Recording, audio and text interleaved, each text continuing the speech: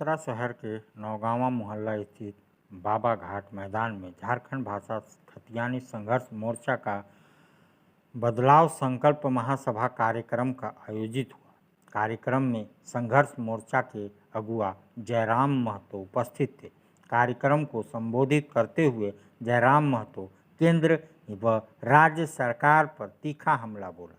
उन्होंने कहा कि झारखंड बने 23 साल हो गया, लेकिन झारखंड सरकार ने यहाँ के स्थानीय लोगों को सिर्फ बोका बनाया है, काम किया है।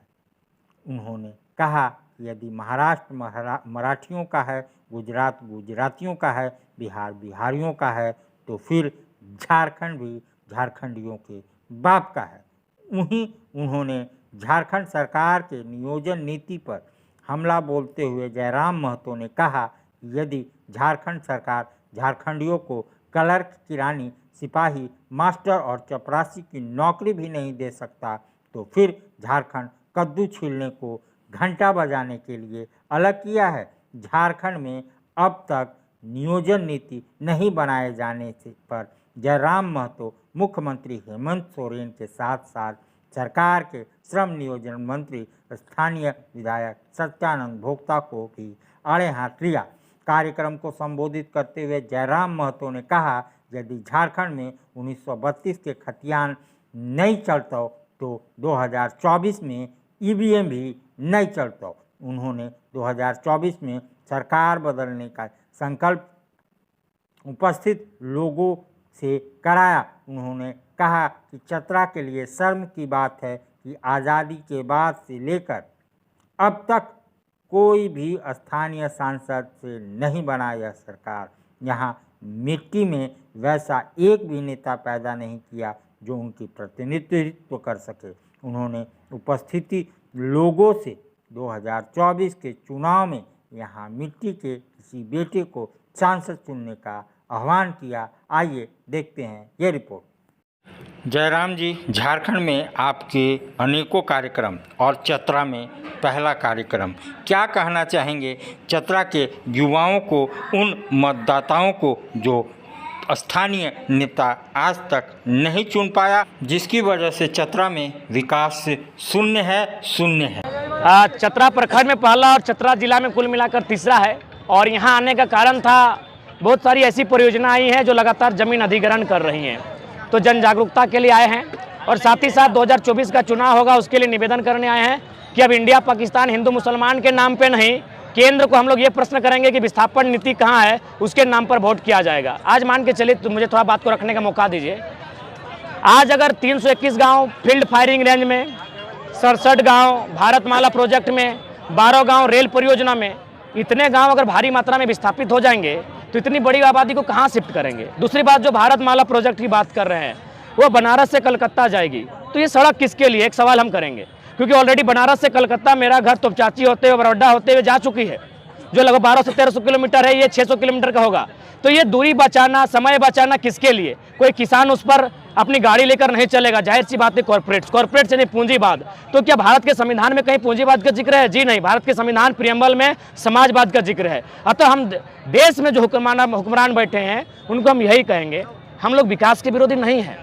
आपको ज़मीन चाहिए ना, लीजिए ना भाई, किसने मना किया है? हमको ज़मीन के बदले ज़मीन दे दीजिए, क्योंकि आप जो पैसा हमको देंगे, मान के चलिए कहीं 3000 रुपया डिसमिल लगा है, अगर 3 लाख प्रत्येक एकड़ में, यानी 5 एकड़ में 15 लाख, अगर हमको पूरा ज़मीन मेरा चला गया योजना में, हमको 15 लाख मिला, तो अगर हम रांची टाउन, हजारीबाग टाउन या कहीं जाके नया घर खरीदेंगे तो कम से कम 3 लाख डिसमिल, यानी हम और दोबारा 5 डिसमिल भी ज़मीन नहीं ले पाएंगे उस पैसे से।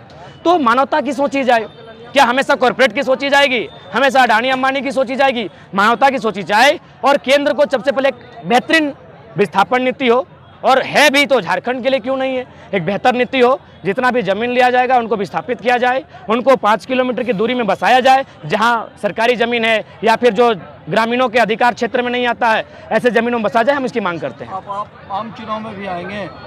जी हाँ, मुझे लगता है जब रासलीला करने वाले लोग विधायक होते हैं, मंत्री बन सकते हैं, तो हम लोग तो पढ़े लिखे नौजवान हैं, छात्र हैं, संविधान की धाराओं को पानी की तरह पीते हैं, जीते हैं, उसके साथ सोते हैं, हमें आना चाहिए।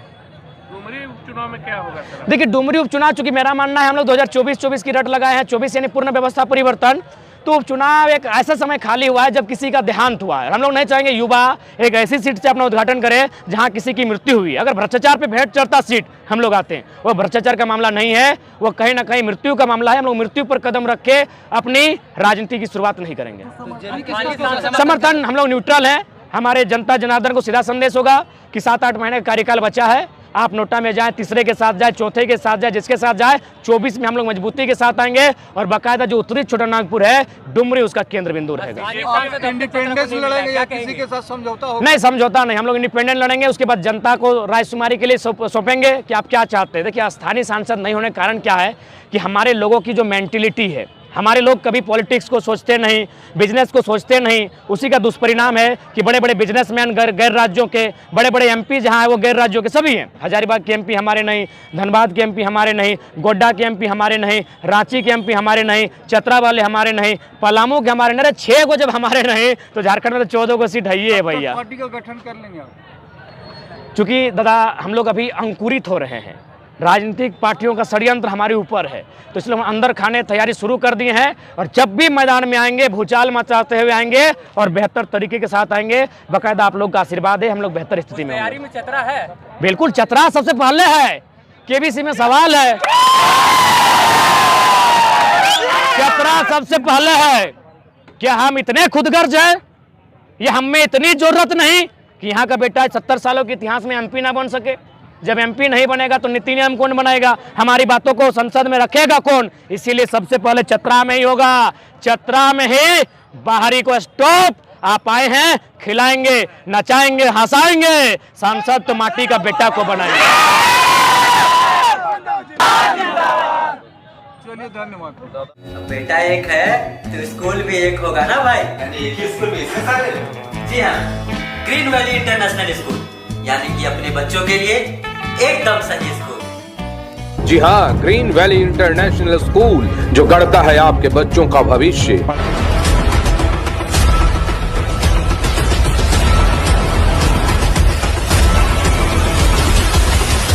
इस खबर के प्रायोजक हैं जूनियर जंक्शन स्कूल। नामांकन जारी है, आप अपने बच्चों के उज्जवल भविष्य के लिए नामांकन